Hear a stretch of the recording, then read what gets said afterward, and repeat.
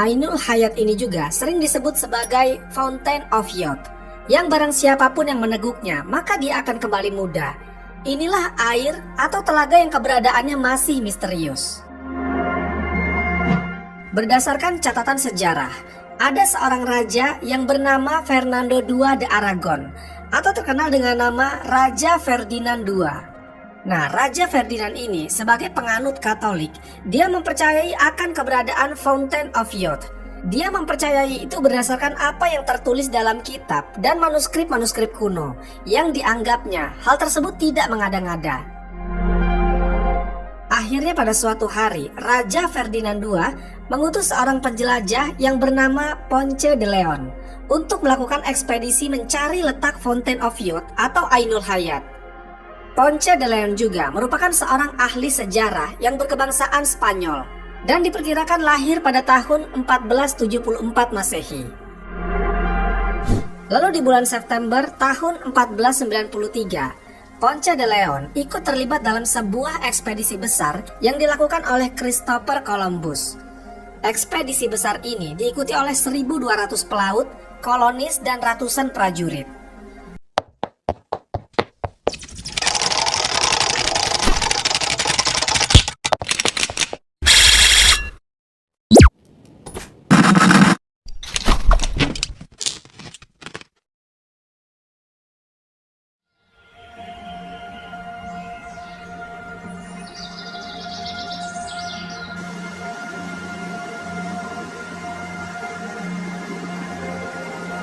Jika membahas soal Nabi Khidir alaihissalam, maka akan banyak bermunculan beberapa pertanyaan, terutama tentang apakah Nabi Khidir masih hidup hingga hari ini. Ada yang mengatakan masih hidup, ada pula yang mengatakan beliau telah wafat. Pada dasarnya, perbedaan pendapat ini sering menjadi perdebatan di antara para ulama, bahkan di kalangan orang awam. Nah, ada sebuah riwayat yang menceritakan bahwa sebab umur panjang Nabi Khidir alaihissalam adalah karena meminum air dari telaga yang disebut sebagai Ainul Hayat. Menurut beberapa ahli tafsir terdahulu, Ainul Hayat adalah air kehidupan yang bisa memperpanjang usia manusia. Barang siapa yang meminum airnya, walau hanya satu tegukan saja, maka hidupnya akan abadi. Ainul Hayat ini juga sering disebut sebagai Fountain of Youth, yang barang siapapun yang meneguknya maka dia akan kembali muda. Inilah air atau telaga yang keberadaannya masih misterius. Berdasarkan catatan sejarah, ada seorang raja yang bernama Fernando II de Aragon atau terkenal dengan nama Raja Ferdinand II. Nah, Raja Ferdinand ini sebagai penganut Katolik, dia mempercayai akan keberadaan Fountain of Youth. Dia mempercayai itu berdasarkan apa yang tertulis dalam kitab dan manuskrip-manuskrip kuno yang dianggapnya hal tersebut tidak mengada-ngada. Akhirnya pada suatu hari, Raja Ferdinand II mengutus seorang penjelajah yang bernama Ponce de Leon untuk melakukan ekspedisi mencari letak Fountain of Youth atau Ainul Hayat. Ponce de Leon juga merupakan seorang ahli sejarah yang berkebangsaan Spanyol dan diperkirakan lahir pada tahun 1474 Masehi. Lalu di bulan September tahun 1493, Ponce de Leon ikut terlibat dalam sebuah ekspedisi besar yang dilakukan oleh Christopher Columbus. Ekspedisi besar ini diikuti oleh 1.200 pelaut, kolonis, dan ratusan prajurit. Nah, sebagai seorang penjelajah samudra, Ponce de Leon memiliki cita-cita untuk hidup abadi. Karena itu dia begitu antusias dalam pelayarannya kali ini. Sebelum pelayaran besarnya ini, Ponce de Leon diangkat menjadi gubernur di Puerto Rico. Di saat dia menjabat itulah, tersebar isu di masyarakat di wilayah kekuasaannya tentang adanya sebuah pulau di wilayah barat yang memiliki air mancur dengan khasiat memberi kemudahan dan bisa hidup abadi. Air mancur atau telaga itu konon juga mampu mencegah proses penuaan bagi siapa saja yang mandi atau meminum airnya. Isu tersebut pun sampai ke telinga Ponce de Leon. Tanpa berpikir panjang, dia pun ikut rombongan Christopher Columbus.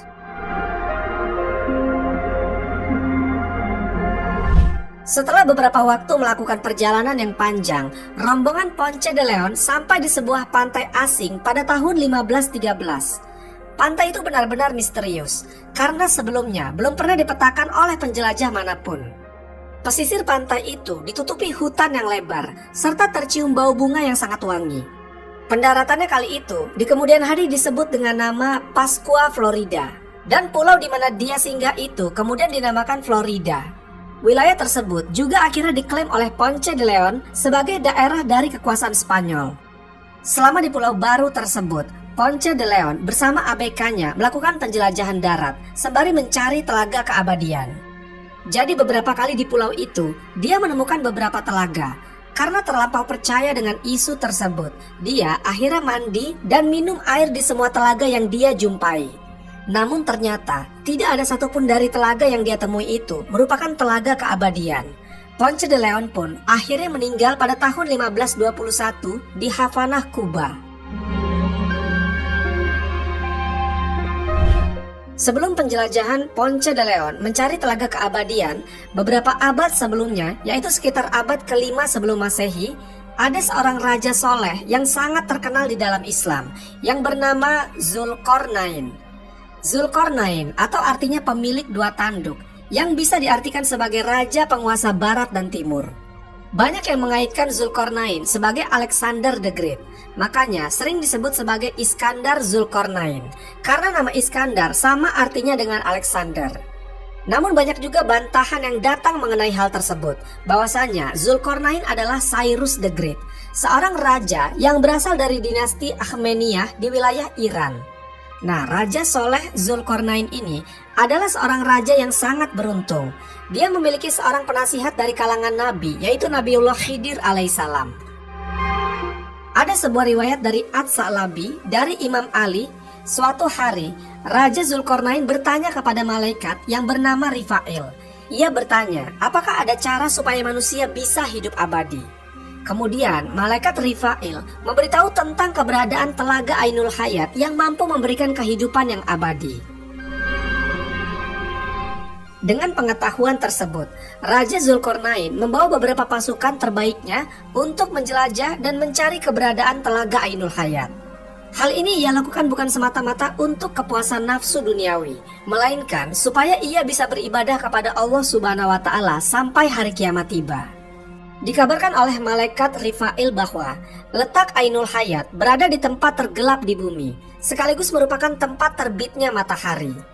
Dalam pencariannya, butuh 12 tahun untuk Raja Zulkarnain dan pasukannya menemukan lokasi tempat terbitnya matahari tersebut. Kegelapan yang menyelimuti tempat tersebut tidak disebabkan karena kegelapan yang umum, melainkan kegelapan yang disebabkan oleh kumpulan kabut atau asap. Tidak hanya kegelapan, tapi suasana yang mencekam dan hawa yang dingin menyebabkan banyak dari pasukan Raja Zulkarnain yang enggan untuk melanjutkan perjalanan. Dikisahkan bahwa Raja Zulkarnain bertemu dengan Nabiullah Khidir alaihissalam yang memiliki misi yang sama untuk mencari telaga tersebut. Kedua sosok legendaris ini bersama-sama melanjutkan perjalanan untuk menjelajah tempat gelap itu demi menemukan telaga Ainul Hayat. Dalam perjalanannya, Nabiullah Khidir alaihissalam dan Raja Zulkarnain berpisah karena Nabi Khidir alaihissalam mendapat bisikan yang mengarahkannya ke mata air tersebut. Saat mereka berjalan, Allah Subhanahu wa Ta'ala memberikan wahyu kepada Nabiullah Khidir alaihissalam. Sesungguhnya Ainul Hayat itu berada di sebelah kanan jurang, dan Ainul Hayat itu aku khususkan untuk kamu. Setelah mendapatkan wahyu tersebut, kemudian Nabi Khidir berjalan menuju ke sebelah kanan jurang dan didapati olehnya Ainul Hayat yang dicarinya itu.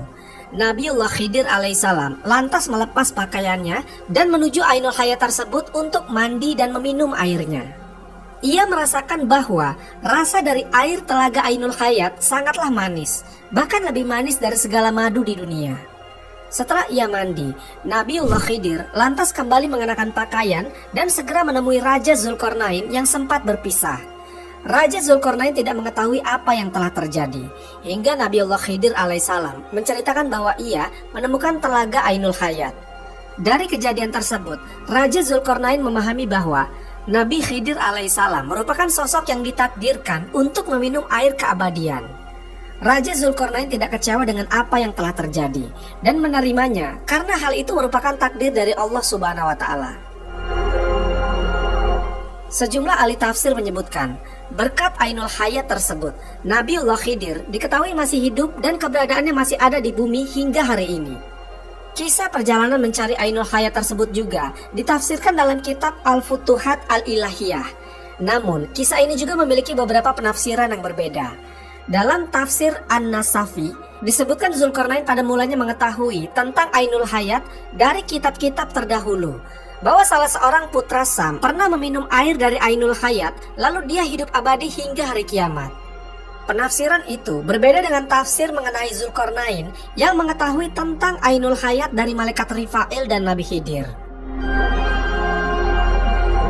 Pada dasarnya, tidak ada hadis sahih perihal kepergian Zulkarnain dan Nabiullah Khidir alaihissalam dalam mencari Ainul Hayat.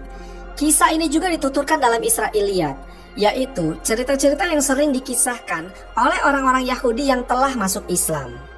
Meskipun demikian, sebagian ulama berpendapat bahwa Ainul Hayat itu memang ada dan Nabiullah Khidir alaihissalam masih hidup hingga hari ini. Di antara ulama-ulama tersebut yang mempercayai tentang hal ini yaitu As-Suyuti dalam kitab Qasais, Wahab bin Munabbih dalam Al-Mubtada, Imam An-Nawawi dan lainnya. Kisah tentang Ainul Hayat atau Telaga Keabadian atau juga Fountain of Youth sebenarnya tidak hanya terdapat pada kitab-kitab agama terdahulu. Tapi ada beberapa sejarawan-sejarawan terkenal yang menulis di bukunya seperti Herodotus pada abad ke-5 sebelum Masehi. Kemudian Roman Alexander pada abad ke-3 sebelum Masehi.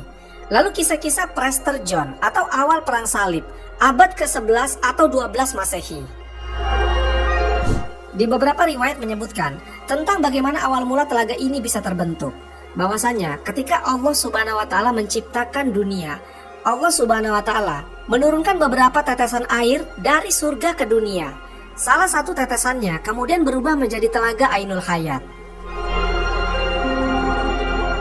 Jika saja memang benar apa yang dikisahkan bahwa Nabiullah Khidir alaihissalam telah meminum air dari telaga keabadian, maka beliau pasti masih hidup hingga hari ini. Namun kekalnya hidup seorang anak Adam atau abadinya kehidupan manusia hingga hari kiamat bisa dibilang suatu hal yang mustahil. Karena terdapat satu ayat di dalam Al-Quran yang menjelaskan bahwa tidak ada manusia yang bisa hidup selamanya di atas dunia. Kami tidak menjadikan hidup abadi bagi seorang manusia pun sebelum engkau. Maka jikalau kamu mati, apakah mereka akan kekal? Al-Quran Surat Al-Anbiya ayat ke-34. Di dalam tafsir Al-Muyassar dari Kementerian Agama Arab Saudi menjelaskan tafsir ayat ini bahwasanya Allah Subhanahu wa taala tidak menciptakan seorang manusia pun yang hidupnya abadi. Bahkan seorang rasul yang paling mulia di antara para rasul dan nabi lainnya pun mengalami fase kematian. Karena rasul dan nabi adalah manusia, keturunan Adam. Dalam ayat ini termuat satu dalil bahwa Nabiullah Khidir telah lama wafat karena beliau juga manusia. Wallahu a'lam bishawab. Semoga kisah ini bermanfaat. Lebih dan kurangnya mohon dimaafkan. Yang benar datangnya dari Allah Subhanahu wa taala, khilaf atau keliru itu datangnya dari saya pribadi sebagai manusia biasa. Sampai ketemu di kisah-kisah seru yang penuh makna selanjutnya. Saya akhiri. Wassalamualaikum warahmatullahi wabarakatuh.